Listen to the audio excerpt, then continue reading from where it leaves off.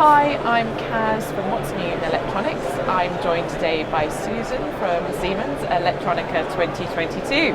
It's good to be back. Yes. After 4 years. It's actually the first time I'm at Electronica. Oh, fantastic. Yes. And how's it going? How is it with Siemens? Whereabouts are you in the hall at the moment? Well, we're at the very end, so you Right. have to walk all the way down. You get in your exercise in order to come see us. Brilliant. Yeah.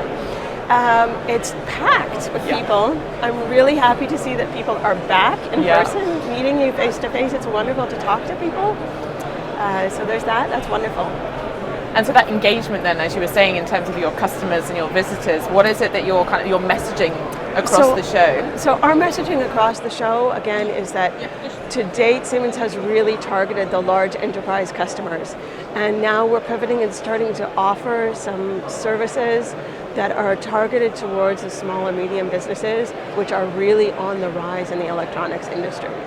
And we're finding that we are needing to adapt our products, and we're actually providing services that are adapted and made accessible to those smaller businesses so that we can bring them into the fold and give them all the power of the enterprise tools that we've been offering to date in a more accessible manner on the cloud, for example. Okay, and so in terms of that communication process, in terms of, for instance, a small medium business that's out there at the moment, how would they best find about Siemens in terms of their perception, in terms of the reality and shifting that? Well, first of all, it's interesting because people will stop at our booth in the show, relevant to Electronica 2022.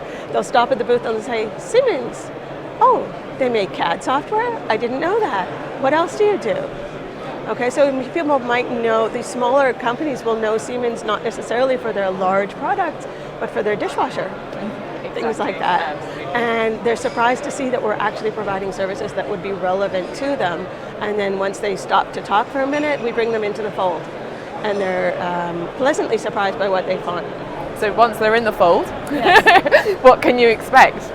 Well, from our product, certainly we can expect, we're tying into the design of, the world of handoff from design to manufacture. This is what our products do, focus on. My product, PCB Flow, it focuses on reducing the time to market for all the new product introductions, of smoothing the way and let's say reducing the friction between designers and manufacturers.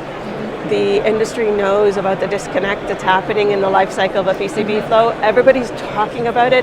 They come in saying we have this relationship with our manufacturers, or as a manufacturer we have a relationship with lots of designers and we don't know where they are, we don't know what they mean, we don't know what they want.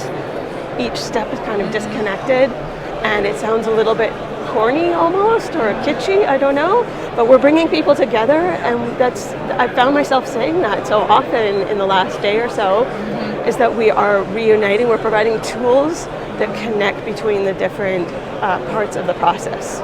So for us, we're providing online access to DFM tools designed for manufacture, so that designers can come in and upload their designs and actually verify that those designs can be created in the real world, and grab some rules, some DFM rules provided by manufacturers, because they're the people who know how to set them up. And like I said earlier, everybody does the part that they know the best, everybody wins. And we're really, we're providing a means for communication that seems to be lacking.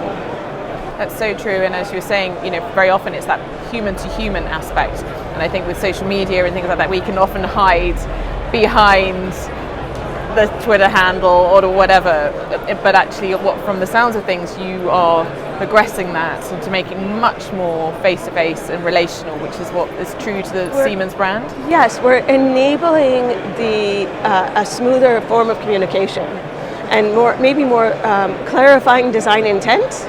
I think that's the way of putting it, allowing people a safe place to clarify their intent and tell people what exactly it is that they meant when they created that design and what they'd like to see from the manufacturer. And the manufacturer has a smooth way of relating back to those designers and saying, this is what we really can do for you, and these are the small things you need to tweak and change in order to work together.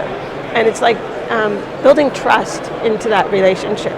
Whereas I think without that communication, the trust starts to deteriorate. The trust between the people starts to deteriorate, and we're trying to reconnect them. Susan, thank you so much for your time today. Thank you very much.